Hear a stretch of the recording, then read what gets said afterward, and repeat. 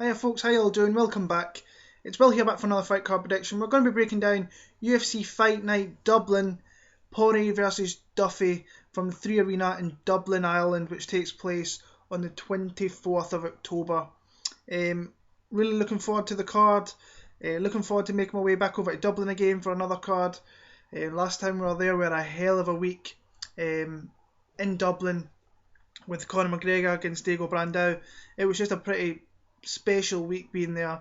The atmosphere was incredible. The Irish fans were unbelievable, and it was just a great event all around. So if you see me there, come up and say hello. We'll talk a little bit about MMA and stuff like that. So I'm gonna put out here, if you think that Dustin Poirier is going to win this, thumbs up. And if you think Joe Duffy is going to win, a thumbs down. I'm completely undecided in this main event. I have no clue who I'm going with. I'm leaning somebody very slightly, but not by too much. And I see a lot of people kind of either or, going with Duffy or going with Poirier. I'll get into that later on. I'm going to start off down in the middleweight division. As we've got Bubba Bush facing off against Garreth McClellan.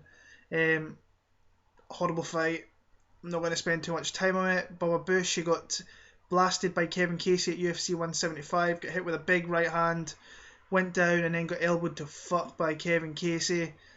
Garreth McClellan made his UFC debut in Poland this year, came out too aggressive. Bartosz Fabinski took him down on numerous occasions. I think it was double figures, like 10 times. He passed the guard like 9 times. So yeah, it was just a beat down from Fabinski, and an even bigger beat down from Kevin Casey. Saying that, Kevin Casey did get popped for something after that fight, so it was changed to a no contest. Looking at this, I haven't really watched too much on them, but I think that I don't like Garreth McClellan at all. I don't think he can stop a takedown. So if Bubba Bush is smart, he will try and engage in the feet a little bit, then take McClellan down, because he doesn't seem to have too much coming off his back either. So he shouldn't really have to worry about that. I like Bubba Bush. Could he finish? Possibly. I think it's going to be a really shitty decision, a pretty horrible fight to start off the card, in all honesty. But I'm going to go Bush by a decision. Next up in the featherweight division, we've got Darren Elkins against Robert Whiteford. Big fight for me. I love supporting Scottish fighters. We're on a little bit of a run at the minute with some wins. A couple of Scottish fighters on the show here. I know there's a load of Scottish boys heading over to support the lads over there. He faces off against Darren Elkins here, and that's a big step up in the division from him. Whiteford is coming off a beautiful knockout of Paul Redmond in Glasgow. It was a pretty emotional 10-15 minutes around there. He came out to the Scottish national anthem. It was surreal hearing that after going around all over the world watching the UFC and having it in your doorstep, and him singing that. It was absolutely fantastic. He caught him with a huge left hand. If he catches anybody with that shot, you're going to go down. Darren Elkins, on the other hand, he is going to come forward. He's going to put you against the cage and he's going to try and take you down. He lost last time out to Hakran Diaz, where he pretty much, the game plan that he usually employs got employed in him, and got taken down, and it was a unanimous decision victory for Hakran Diaz.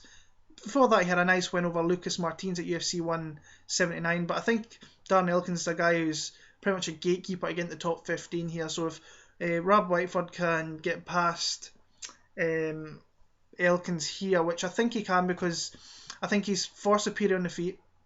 I think Elkins being so trying to take Whiteford down. Whiteford is known as the flying judoka.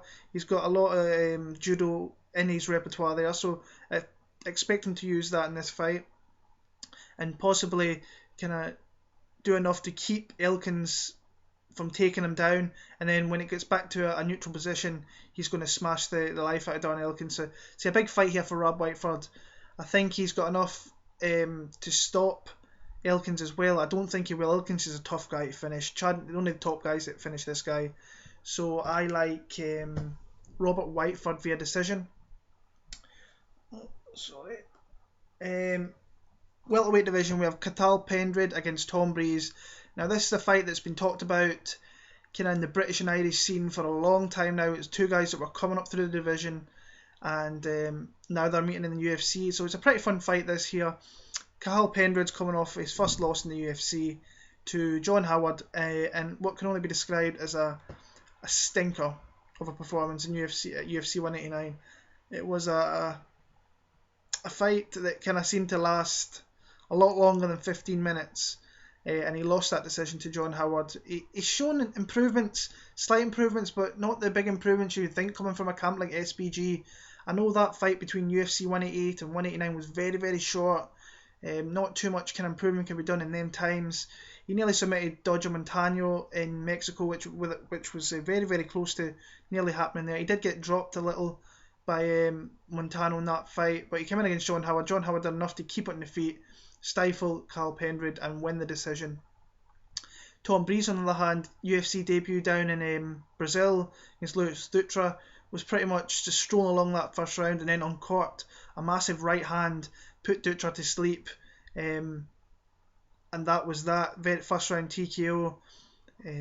Training out of TriStar now. This is the guy we've been watching for a long time over here on the British scene, coming through. Was on Cage Warriors for a little bit. I think he was on Bama for a little bit as well. Be interesting to see the improvements he's making to TriStar. TriStar is a great gym at the minute. A lot of our British talent is making their way across there. Paul Redmond, you've got Stevie Ray, Arnold Allen went over there for a little bit as well. So the experience that the guys get out there is only really going to help them.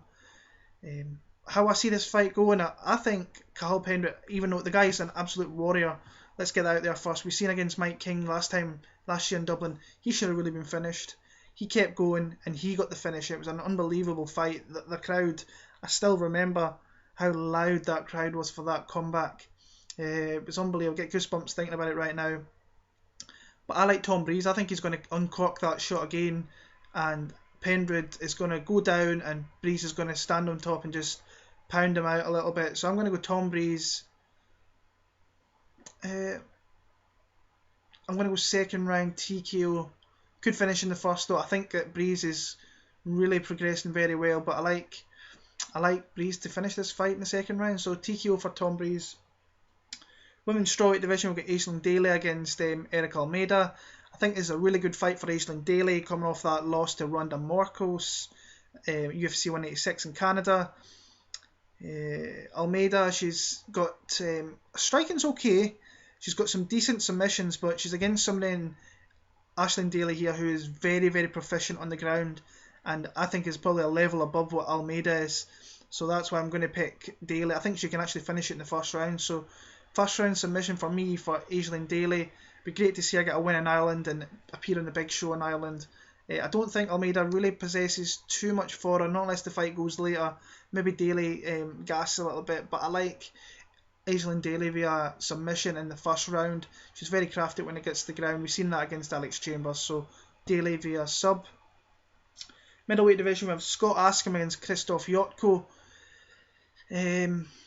Scott Askham has been decent since he came into the UFC, in all honesty. He came in against Marcus Sierenblad, showed some really good skills on the feet. He put Sierenblad down with a front kick to the face and then followed up with some huge strikes. Did lose that fight. It was a close, kind of controversial fight. I had it for Sierenblad, but Askham's a big guy in that middleweight division and he punches hard as well. Next time out against Antonio Dos Santos, he was getting pressured up against the cage and he uncorked a huge left, like hook, chopping hook straight across Dos Santos' chin. Dos Santos went down, he got back up against the cage and Askham just unloaded and took him out from there with ground and pound. I like Askham. I think it's going to be a close fight. I don't think he stops Jotko, so I can see Krzysztof Jotko. I think it's been a while since this guy fought. October last year in Sweden against Tortroying, so he has been out a long time. I just don't see where he kind of hurt Scott Askham anywhere. They're both rangy guys in the division. He pops a nice jab out there, but I think Askham's got the more power on this, and he's got the finishing prowess in this fight. So the more finishing prowess, I should say. I don't think he will finish Jotko because Jotko is a sturdy guy in that division. So I'm going to go Scott Askham via unanimous decision. Next up, it's a great fight. Neil Seery against John Delos Reyes. I think we're going to see Neil Seery at his full capacity. We never seen that UFC 189, no matter what anybody said. You never seen Neil Seery the whole of fight weekend. You seen every other fighter making their way around, and you know, fighting in Las Vegas was a big deal for Neil Seery. He's a guy who wanted on that card, and I think from what I read from Severe MMA through some of the interviews that I saw, that the guy was ill during that week, and that you could see that he was a little bit lethargic against Lewis Smolka, and taking nothing away from Lewis Smolka, he was very, very good in that fight and took him down past the guard, and just looked a lot stronger than what Neil Seery did. But Seery usually gets back to his feet in situations like that. So it's a big fight for him here, coming back after that loss in Vegas. He's got a really decent opponent here in John Delos to come back and look great against. Delos is coming off a fight of the night performance against Roldan Sancha'an, where he won fight of the night. It was just a fucking barn burner fight. It was back and forward, big shots were thrown, some nice takedowns, some passes on the ground.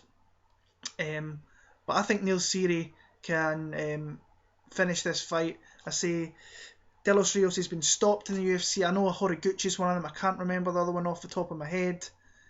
I think Neil Seery's got enough. He's got ground game potential down here. I think if he can get it down here, he will catch Delos when he's trying to go up, and possibly a rear naked choke. I like a rear naked choke here for Neil Seery, so I'm going to go early third round submission for Neil to tap Seery. Next up we have Stevie Ray. Stevie Ray against Mikael LeBout.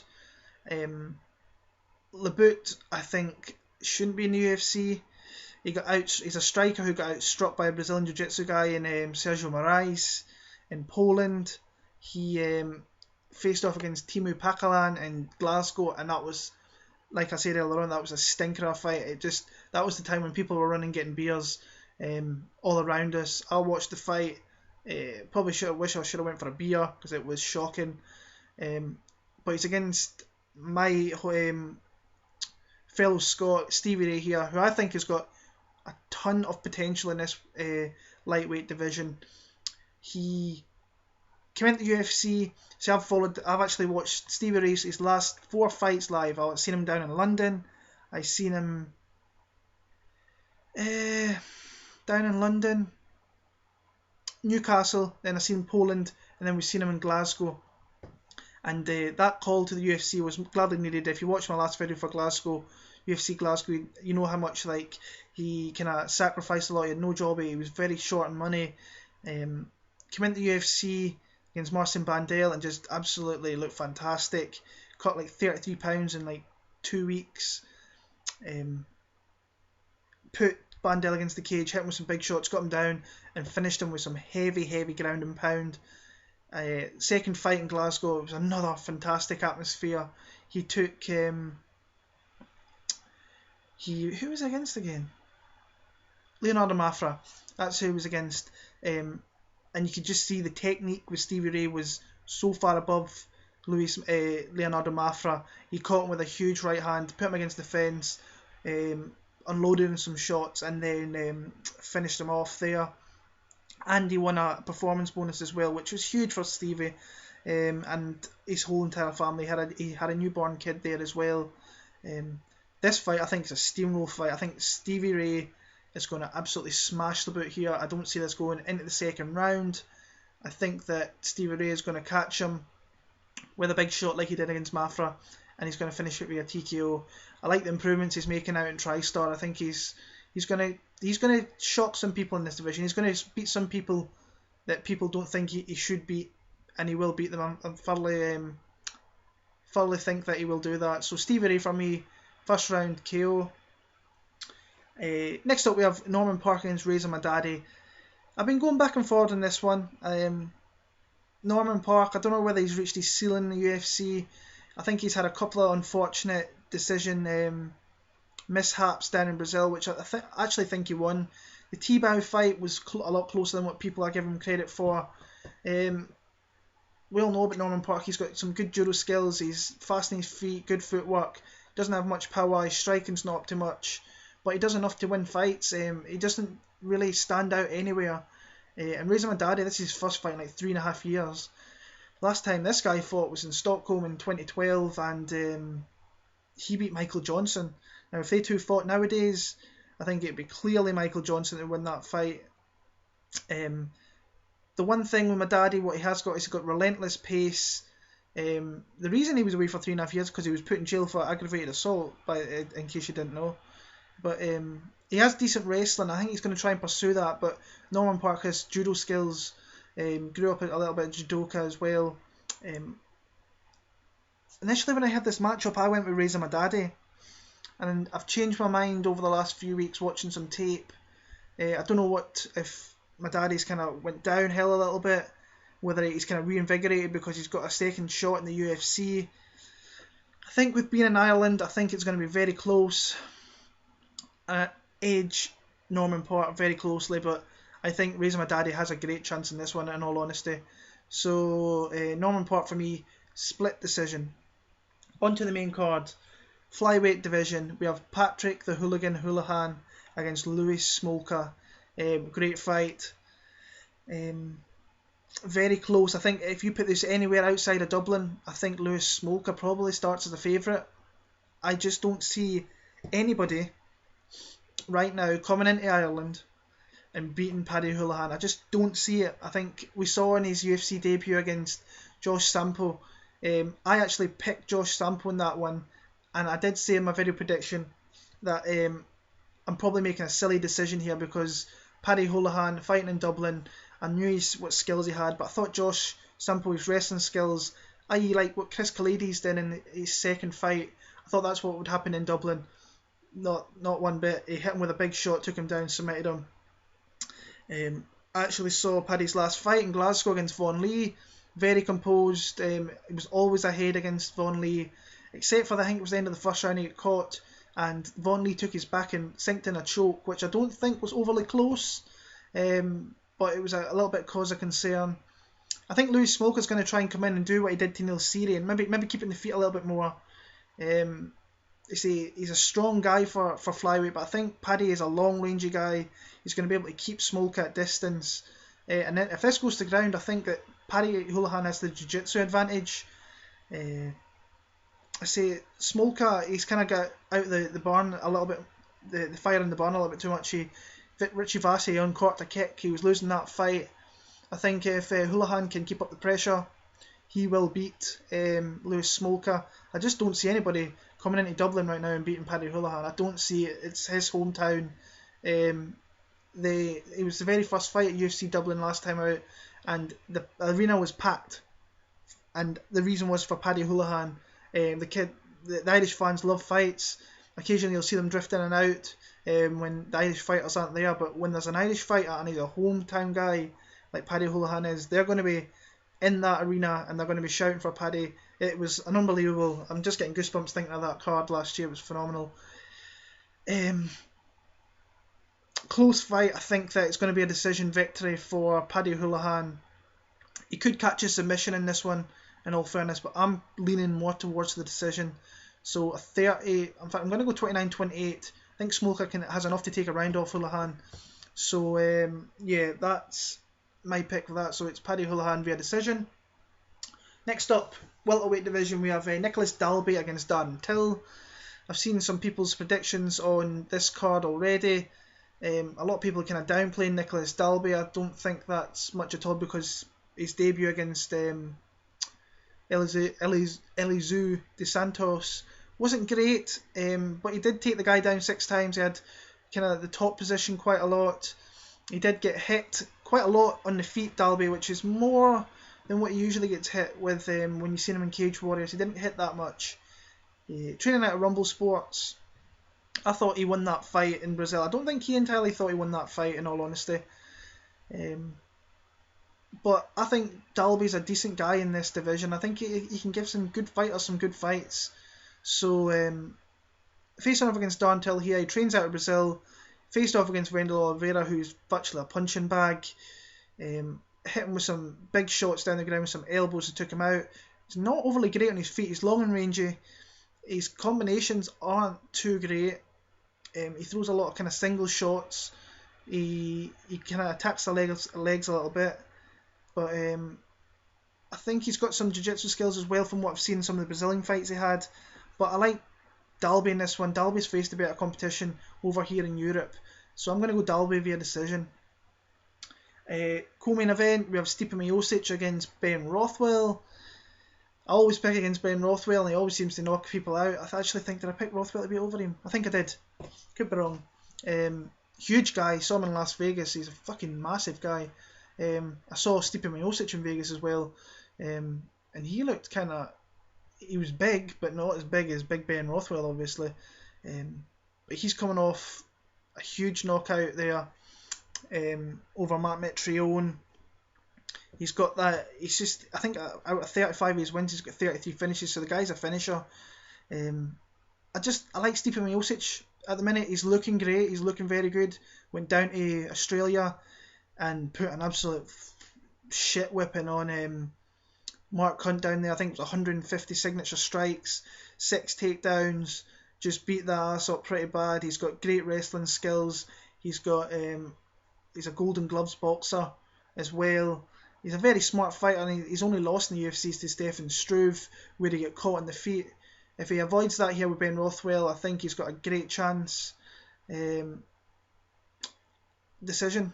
I think Rothwell's really hard to finish. Not unless he gets him down and puts an absolute beat down via ground and pound.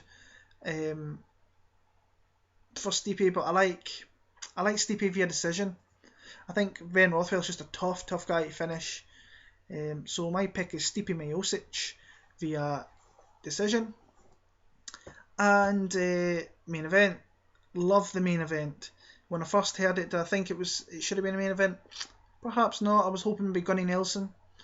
But I'm a huge fan of the fight. Do I think it's a little bit early for Joseph Duffy? A lot of people say yes. It is. A lot of people say no. I think it's a tad early, but it is what it is. They're going to try and elevate this guy quick. He's got skills and he's going to beat guys in the 155 pound division because he's come into the UFC. We've seen against Jake Lindsay. I watched his fight the other night there. Just patience. Uncaught that left high kick. Followed up with a shot to the solar plexus of the body. Took him out. Saw him in Glasgow against Ivan George. Didn't really do much, and then George tried to initiate the takedown and he caught him with a beautiful choke. I sit and watch it and I was there live and I was like, how did he catch him with that? George is a black belt and he caught him with it very, very easily. A guy who's got a lot of skills, but he hasn't faced the top. Dustin Poirier, the one thing with Dustin Poirier, he's looked great since he went to 155. And I'm not discrediting like the people that Joseph Duffy has fought, because he has beat good guys in the past. I'm not going to get into who he has beat because we all know who he's beaten. But Dustin Poirier, he's been there. He's had the tough losses. Connor, it was a huge fight at 178. Cub Swanson, he came in short notice there. That's a big fight. I think it was a main event. Chan Sung Jung, he was in a main event. So he's been in this main event a few times. And I just think he's since he's came to 155, he's looks like that's where he should have been all along, really, because he looks healthy. His power's staying there. His counters are better down there. His movement's better down there. Do I think his ability to take a punch has disappeared? No. I think if you catch him in the right spot, he's going to go down. He's been dropped by people he shouldn't be dropping. Coruscant, I think, dropped him. Brandao dropped him. So I've been going back and forth on this. If you follow me on Twitter, I'm like, I really don't know which way this is going. But I am going to slightly lean for Dustin Poirier. And the reason I say that is because the experience that he has had, if he doesn't get too emotional in this fight, I think he's got enough everywhere to really stifle Joseph Duffy a little bit. It's going to be interesting if this goes to the ground, because Duffy's a really good ground fighter as well, as is Poirier. He's got a beautiful Dorsch choke down there. We've seen his finish on Max Holloway, which was beautiful. The only thing that kind of worries me about Dustin Poirier is that sometimes he gets overly aggressive. I mean, against Yancy Medeiros, he caught him with a huge right hand, dropped him with a straight left. There was a little altercation on the ground. He nearly got the naked choke, the rear naked choke. Got back to the feet, huge left body kick, and that just broke Medeiros down, and then got the finish from there. Carlos Diego Ferreira, he just pounded him out down there in his debut at 155. So the only thing that really worries me is the crisp technique that Joseph Duffy has, coming from the boxing where he was there for a few years. It's the only thing that really worries me a lot, but I think Duffy is a he's a fun fighter in this division, and he's going to beat a lot of guys, as I said. But I'm really up in there in this, but I'm going to lean with the experience of the big fight. He's been here, he's done that, he's had the big fight, he's faced some great fighters. I'm going to go, it's tough, because I love Joe Duffy. I'm going to go Dustin Poirier. Anybody that knows me knows I'm a big fan of Dustin Poirier as well. I have been for years before he came into the UFC. But I am going to lean Dustin Poirier via a decision. I think it's going to be very, very close. I think if he doesn't go overly aggressive, he's just got enough to keep Joseph Duffy at bay. So that's my picks for UFC Dublin. I will be back. When's the next card? UFC Fight Night, Belfort versus Henderson, a couple of weeks. Good card in there. Almeida's on that card. I'm looking forward to that. Big Thomas Almeida fan. Come follow me on Twitter, WillMartin7MMA. Like the video. Please comment, like and subscribe. But especially comment. I want to know what your guys' picks is and what you think. I love interacting with you guys. So come follow me in there. And if you're in Dublin, come and see me. Let's speak. Let's talk some MMA. So take care and I'll see some of you there. And all the best.